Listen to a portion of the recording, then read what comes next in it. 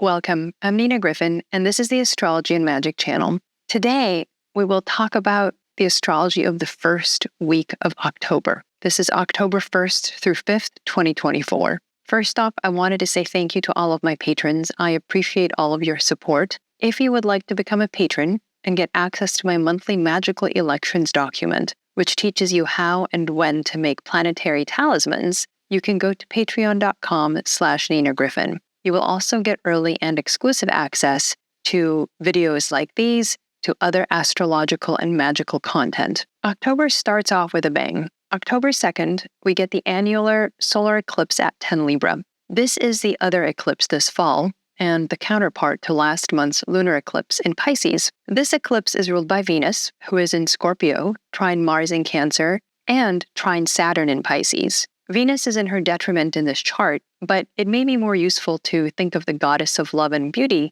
passing through the realm of poison and death, which is symbolized by Scorpio. Venus's harmonious aspects to the two malefics underscore the way that Venus's powerful message of love impacts even the problematic elements in the cosmos and in our hearts. This eclipse also conjoins Mercury, further suggesting that the eclipse will bring some alchemical transformation to human institutions in particular. This is because the eclipse is happening in an air sign. Note that Venus is right on the midheaven when the eclipse chart is set for Washington, D.C., so in the U.S. especially, we will be feeling a great deal of Venusian energy in the coming months and even years. The eclipse itself is in the 9th house of the legal and judicial system, so expect that to be a point of focus and change in the United States specifically. Interestingly, the eclipse will conjoin the midheaven in the western states, the westernmost part of Texas, New Mexico, Colorado, Wyoming, and Montana. So these states could all have an important role in the coming months and years.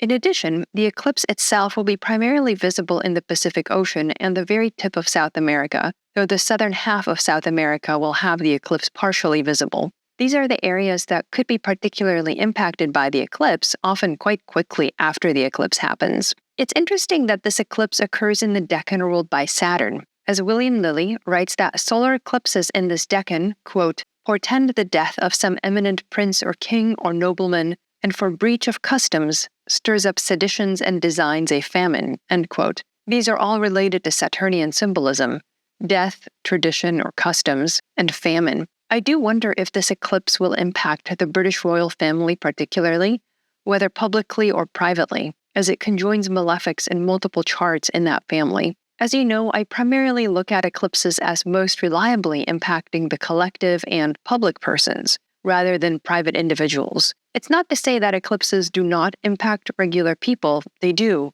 but the effects are less consistent. So it's certainly fine to check where the eclipse falls in our charts, but unless 10 Libra is being currently activated using other methods in astrology, it's not clear that the eclipse alone will do something noticeable in our lives. October 4th, Venus at 14 Scorpio will trine Saturn retrograde in Pisces. The goddess of beauty, pleasure, and union is transiting the darkest realm among all the signs, bringing joy and life to the hell realms. In making a trine to Saturn, Venus temporarily submits to death. Saturn is received by Venus into her exaltation, suggesting her willing acceptance of a period of silence, fallowness, and even inertia. This is reminiscent of the myth of the Sumerian goddess Inanna descending into the underworld, visiting her sister Ereshkigal, who rules the underworld. Inanna is struck dead by the 7 judges of the underworld, and one of the gods sends 2 beings to rescue her.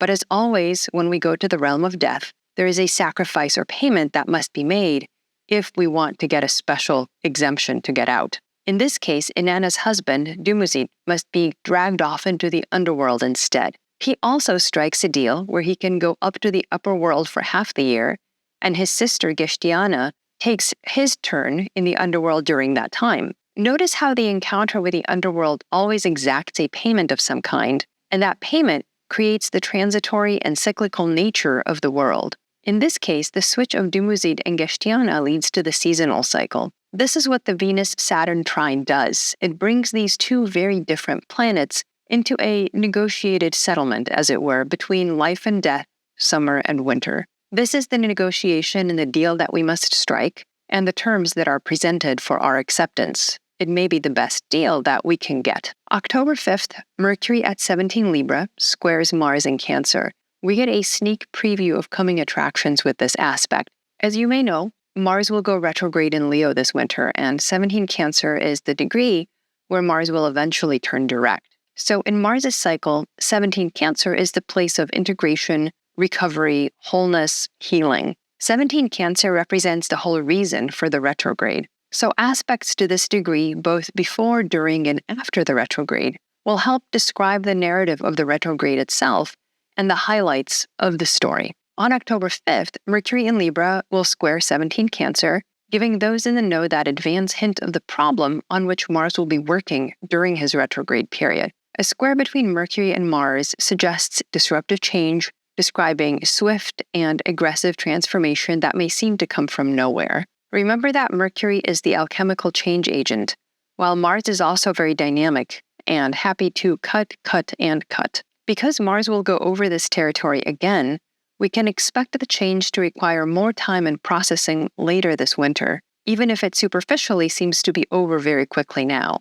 Whatever is changing now, we probably haven't heard the last of it. Thanks for watching. I'm Nina Gryphon, and this is the Astrology and Magic channel.